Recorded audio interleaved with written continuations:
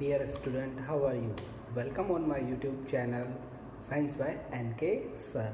Today we will discuss about the next topic of class 12th, whose name is electrical field intensity due to an infinity charges conducting sheet. कि हमारे पास कोई भी एक conducting seat है जो कैसी है, यूनिफॉर्मली चार्ज डिस्ट्रीब्यूटेड है। इट मीन्स उस पर आपका यूनिफॉर्मली चार्ज क्या है, समान रूप से वितरित है।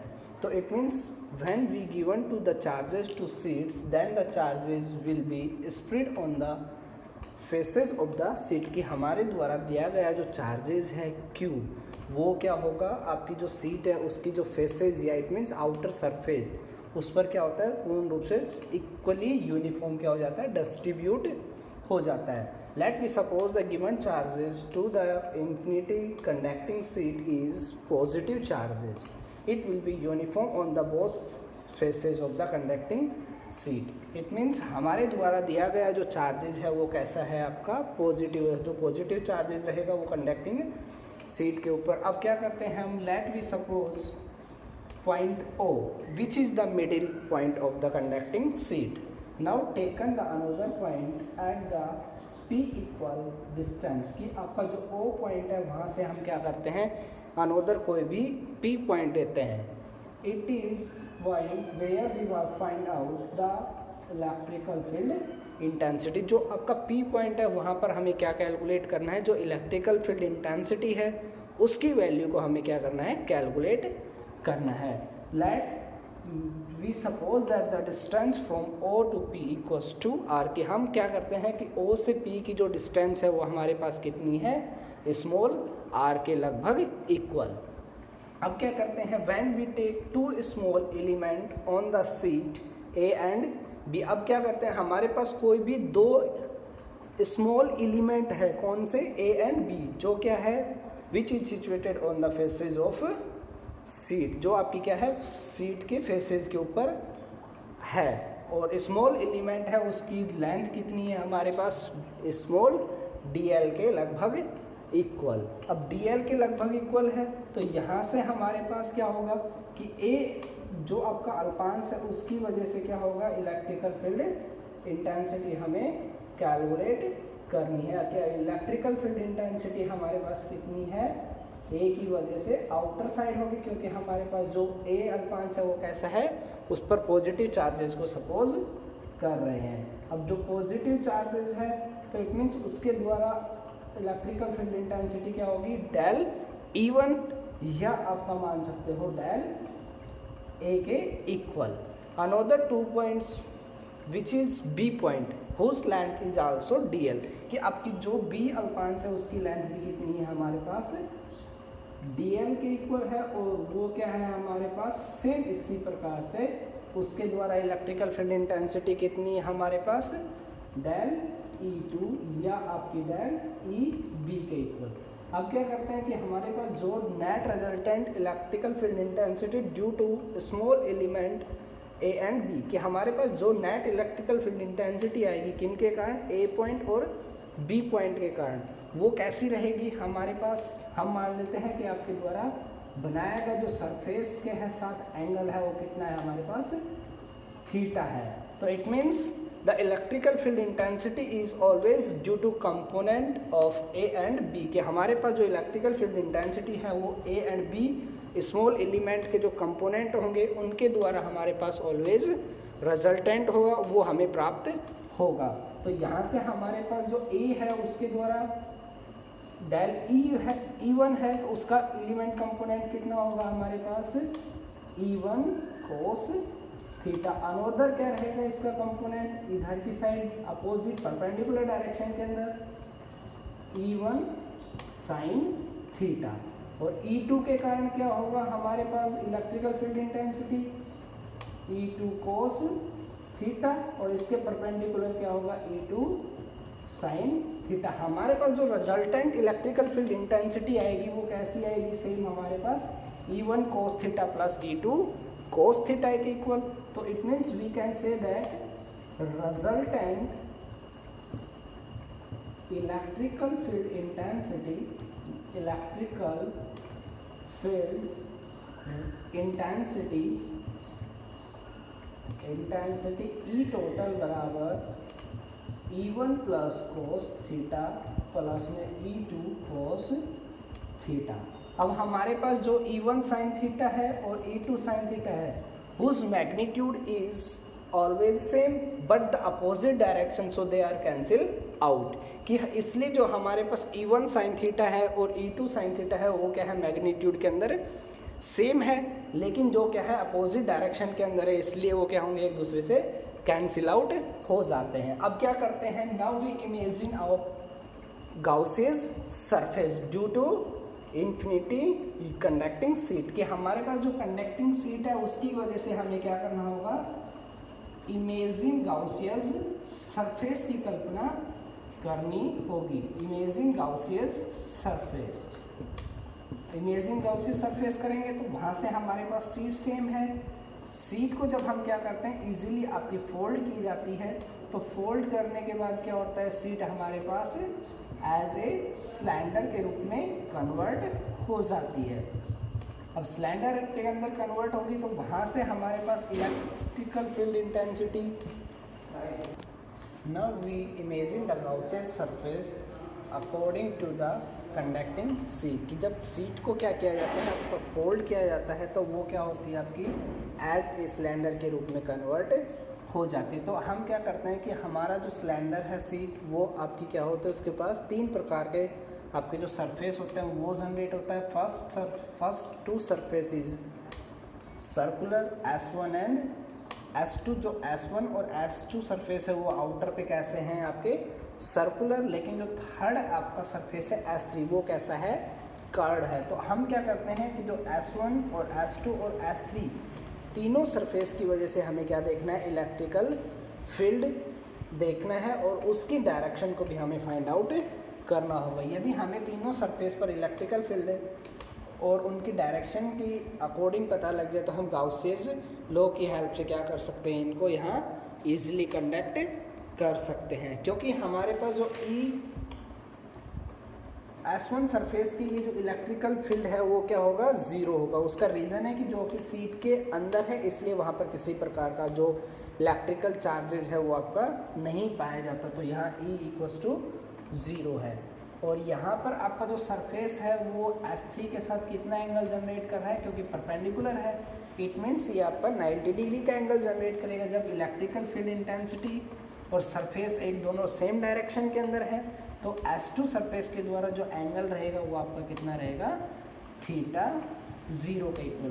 तो अकॉर्डिंग टू आप क्या करते हैं, हम गाउसियस लॉ के अनुसार यूज का, अकॉर्डिंग टू द गाउसियस लॉ के अकॉर्डिंग हम क्या करते हैं, हमें कन्वर्ट करते हैं। अकॉर्डिंग टू गाउसियस लॉ क्या होता है हमारे पास, समेशन Q बराबर में फाई बराबर में E डॉट ds बराबर summation Q by epsilon naught.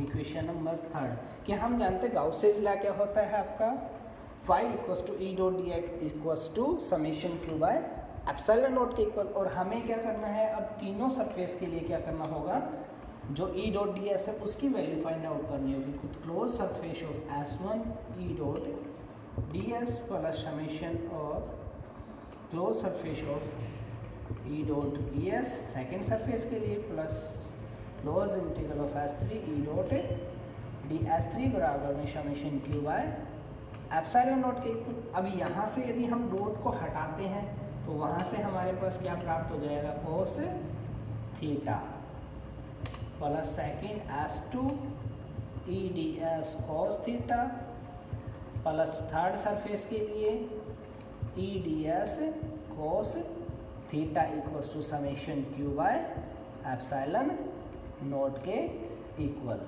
अब यहाँ से हमें क्या करना होगा कि आपका जो एंगल है फर्स्ट सरफेस के लिए वो कितना है, हमारे पास 0 है, लेकिन यहाँ पर इलेक्ट्रिकल जो फील्ड इंटेंसिटी है उसकी वैल्यू भी कितनी है, हमारे पास 0।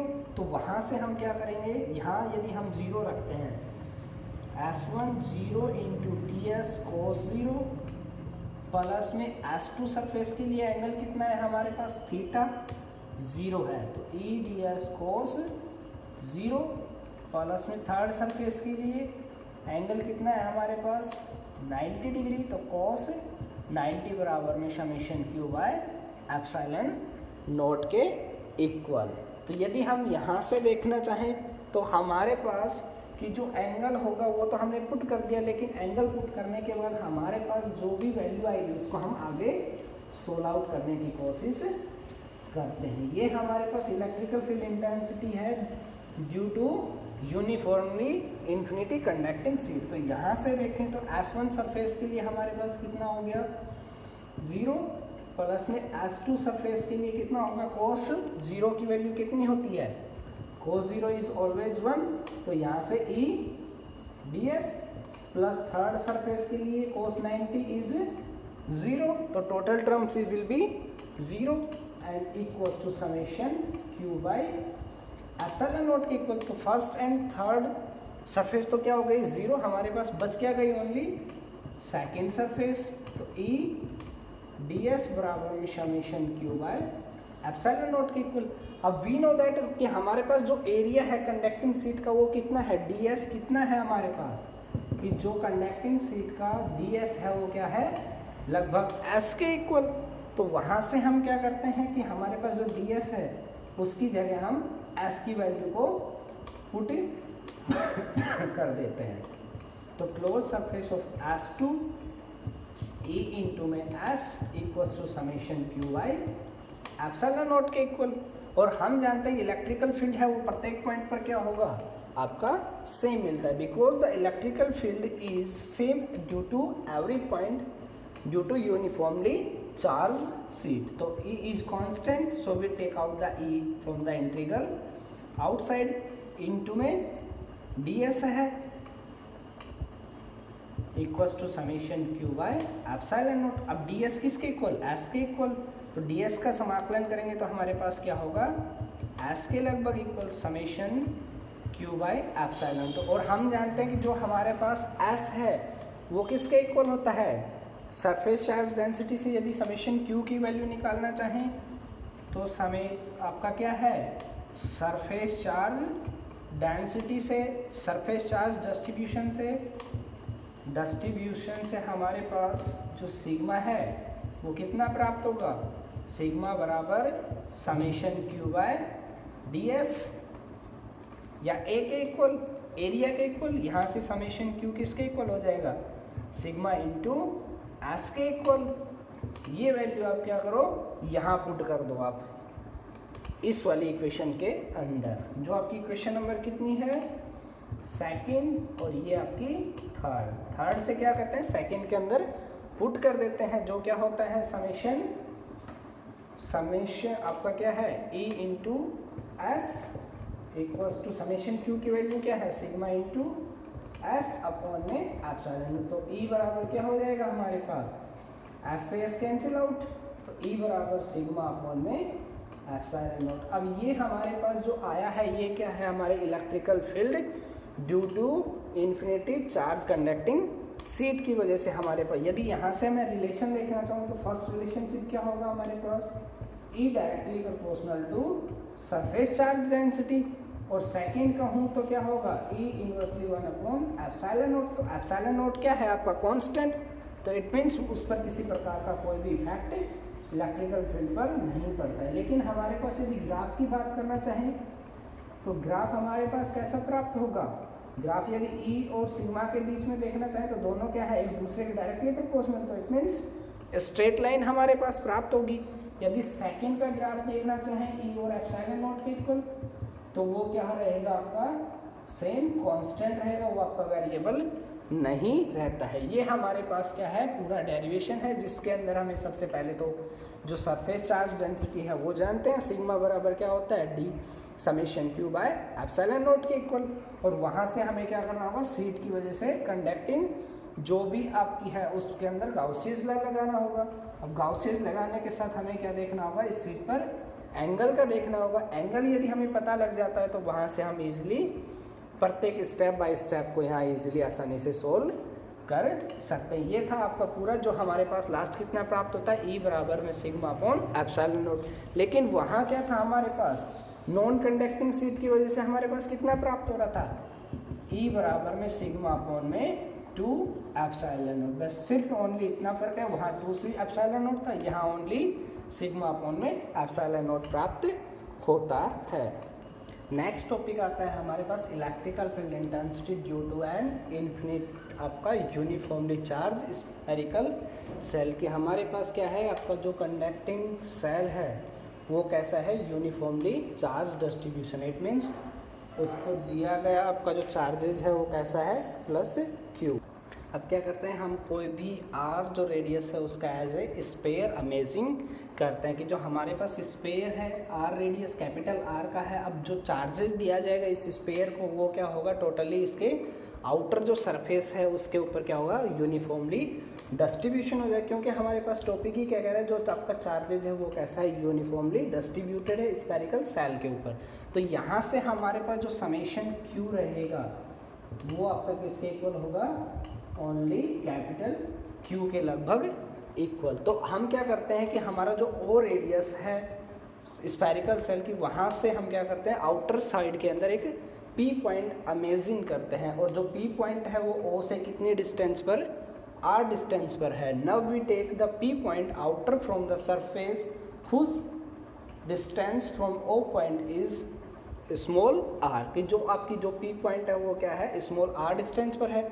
अब क्या करते हैं कि स्मॉल आर रेडियस को ऐसे स्पेयर मान के हम क्या करते हैं, एक गाउसियस सरफेस की कल्पना करते हैं। Now we take the radius R and take a outer surface of Gaussian surface of radius is sphere is also. वहाँ से हम ये क्या करते हैं कि आउटर सरफेस की भी कल्पना करते हैं। लेकिन हमारे पास जो ये स्मॉल आर है वो क्या है, कैपिटल आर से थोड़ी ज़्यादा बड़ी है। ये कंडीशन हमें प्रॉपर वे से यूज़ करनी है।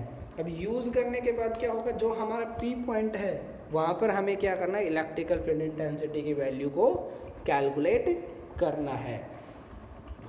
उसके लिए हमें क्या है, हमारे पास 3 पॉसिबिलिटीज़ होती है। There are 3 possibilities, there are 3 point, कि हमारे पास क्या होते हैं, 3 पॉइंट होते हैं। कहाँ, स्पेयर के अंदर। वहाँ से सबसे पहला पॉइंट आएगा हमारे पास, पॉइंट नंबर 1। पॉइंट नंबर 1 क्या होगा, when P is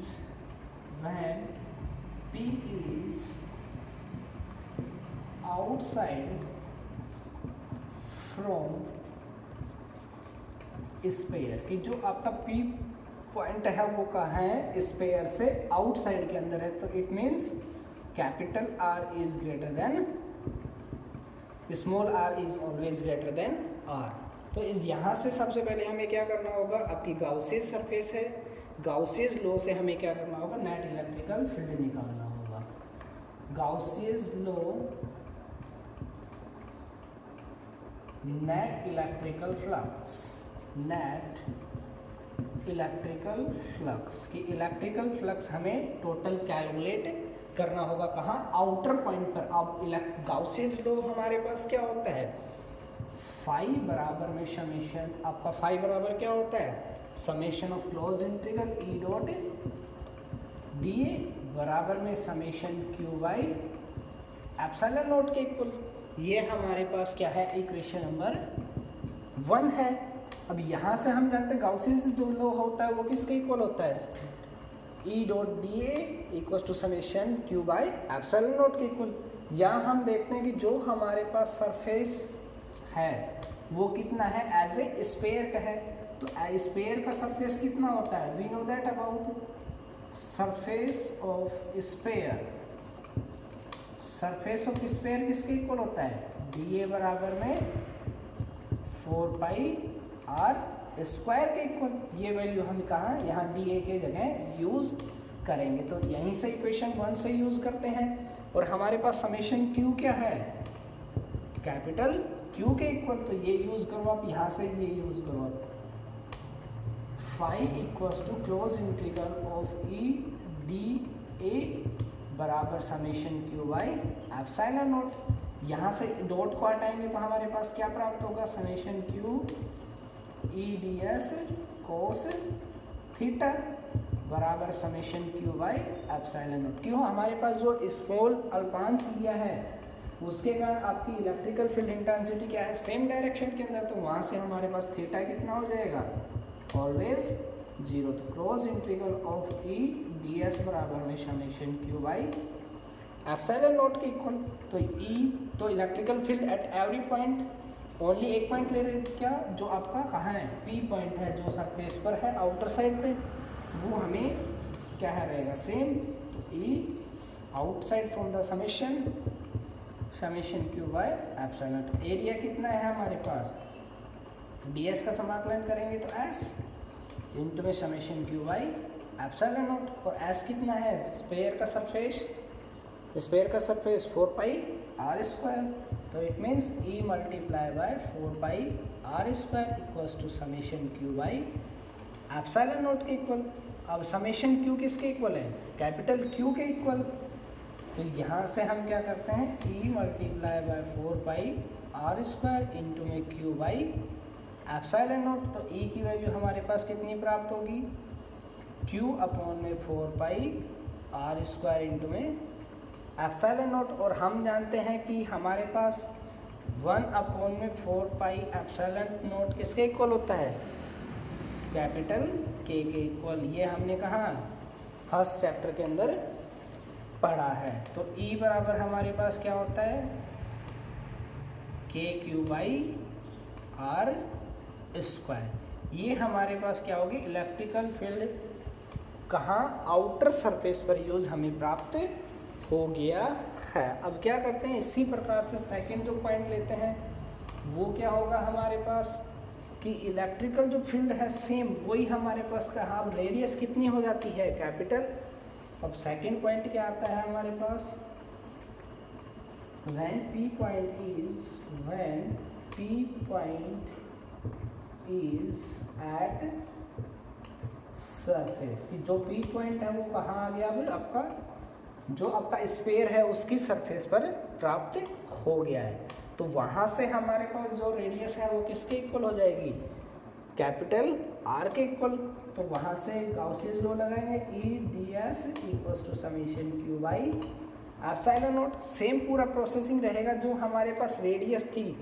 अब कौन सी, small r is always capital R। अब जो स्मॉल r थी वो किसके इक्वल, कैपिटल R के इक्वल हो जाते हैं। तो वहाँ से हम क्या करते हैं, लास्ट में प्रोसेसिंग यहाँ देख लो आप सीधा ही क्या होगा, E बराबर में के Q by capital R square. उसका रीज़न क्या है कि जो हमारे पास स्मॉल r है वो कैसी है, कैपिटल R के बराबर है। ये हमारे पास क्या हो गया, थर्ड पॉइंट के लिए। जो सेकंड पॉइंट है जो कहाँ है, हमारी सरफेस पर है, वहाँ पर हमारे पास इलेक्ट्रिकल फील्ड कैलकुलेट हो गया। अब थर्ड पॉइंट कैलकुलेट करने के लिए हमें क्या करना होगा, कि जो हमारे पास थर्ड पॉइंट कहाँ इमेजिन करेंगे हम, कि थर्ड पॉइंट जो रहेगा वो हमारे कहाँ है, सरफेस के स्फीयर के अंदर या सरफेस के अंदर।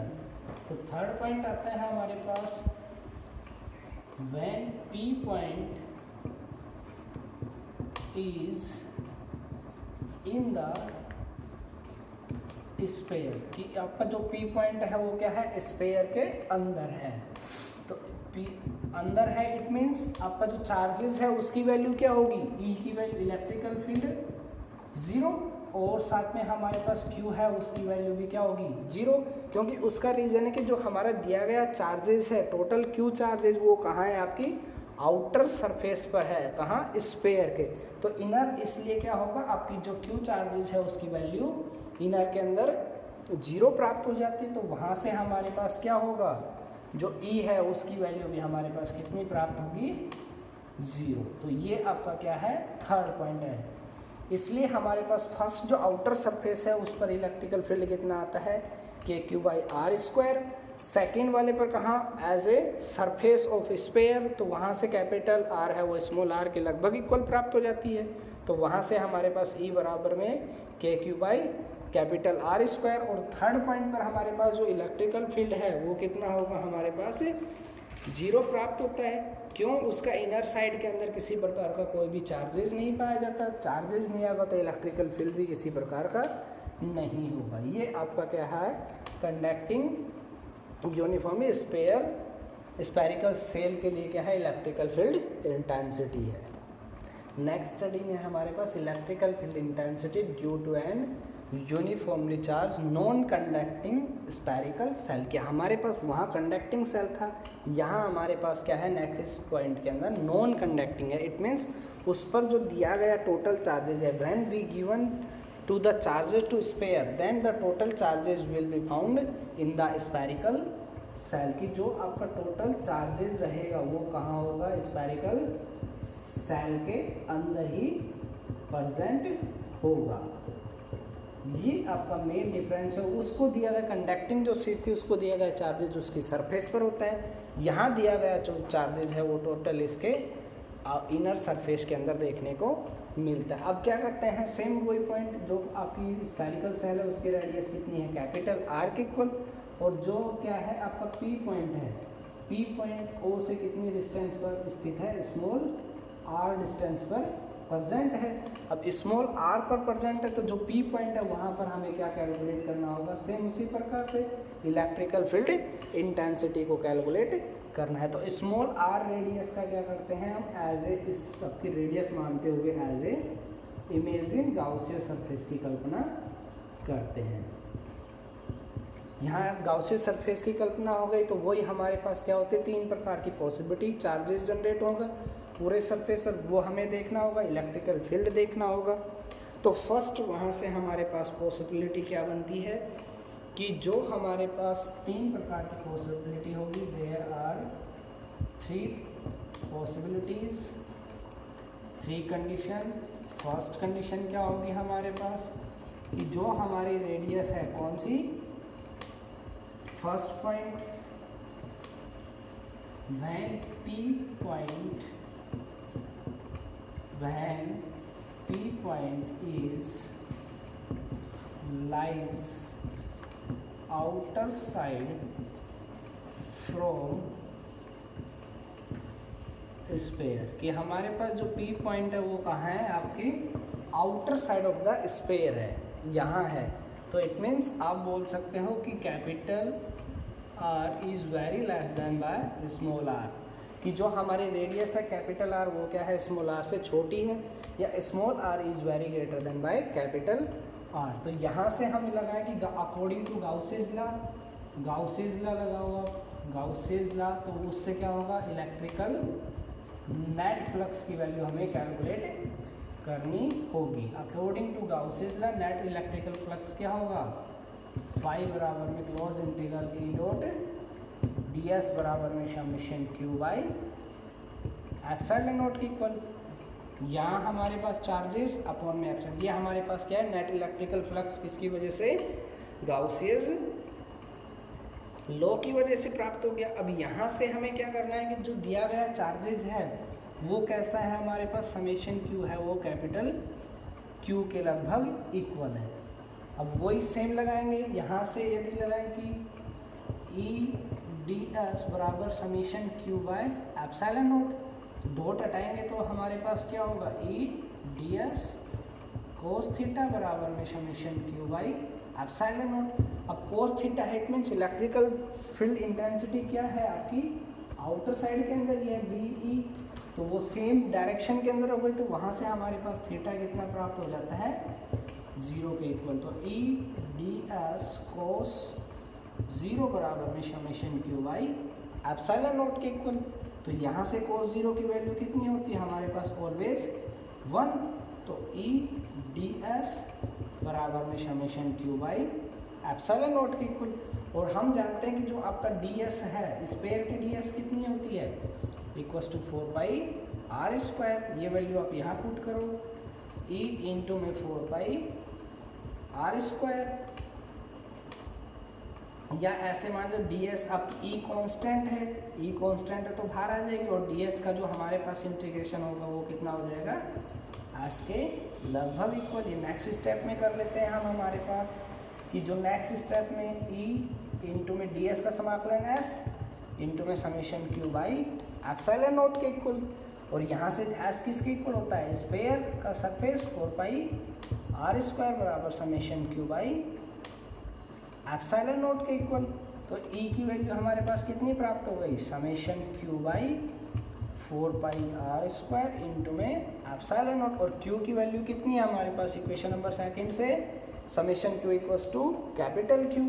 तो ई बराबर क्या हो गया, क्यू अपॉन में 4 पाई आर स्क्वायर इंटू में एप्सिलॉन नॉट। और हम जानते हैं कि 1 अपॉन में 4 पाई एप्सिलॉन नॉट किसके इक्वल, कैपिटल क्यू के इक्वल। तो ई बराबर क्या हो गया, capital Q by small R square. ये हमारे पास क्या है, आउटर सरफेस पर इलेक्ट्रिकल फील्ड इंटेंसिटी की value K Q by R square के अंदर प्राप्त हुई थी। सेकंड केस के अंदर देखें तो हमारे पास जो सेकंड केस है वहाँ पर हमारे पास जो पॉइंट है वो कहाँ रहेगा आपका, एज ए सरफेस के ऊपर मिलता है। When P point is lies at surface, कि हमारा जो पी पॉइंट है वो स्फीयर की सरफेस पर मिलेगा। तो इट मीन्स जो रेडियस है वो कैसी हो जाएगी, small R equals to capital R के लगभग इक्वल। तो वहाँ से हमारे पास सही यहीं देख लो, यदि वैल्यू को मैं यहाँ पुट करता हूँ small R equals to capital R, तो ई बराबर क्या हो जाता है, के क्यू बाई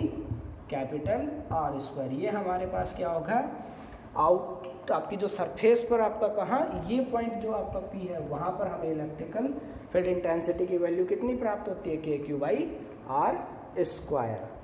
हमारे पास थर्ड केस आता है, when P point is lies inside the sphere. आपकी जो पी पॉइंट है वो कहाँ है, अब आपका जो स्फीयर है उसके अंदर है। तो अंदर है इट मीन्स आपका जो चार्जेस रहेगा वहाँ पर समेशन क्यू की वैल्यू को हमें मेन फाइंड आउट करना होगा। बस ओनली और इतना डिफरेंस रहेगा। आपकी समेशन क्यू की वैल्यू को कैसे फाइंड आउट करेंगे, सपोज करते हैं कि हमारे पास जो चार्जेस है वो क्या है, आपकी एज ए वॉल्यूम है। अब वॉल्यूम, स्फीयर की वॉल्यूम कितनी होती है, वॉल्यूम ऑफ स्फीयर की वॉल्यूम कितनी होती है हमारे पास, 4/3 पाई आर क्यूब के इक्वल। अब ये कितना है, कैपिटल क्यू के लगभग इक्वल है।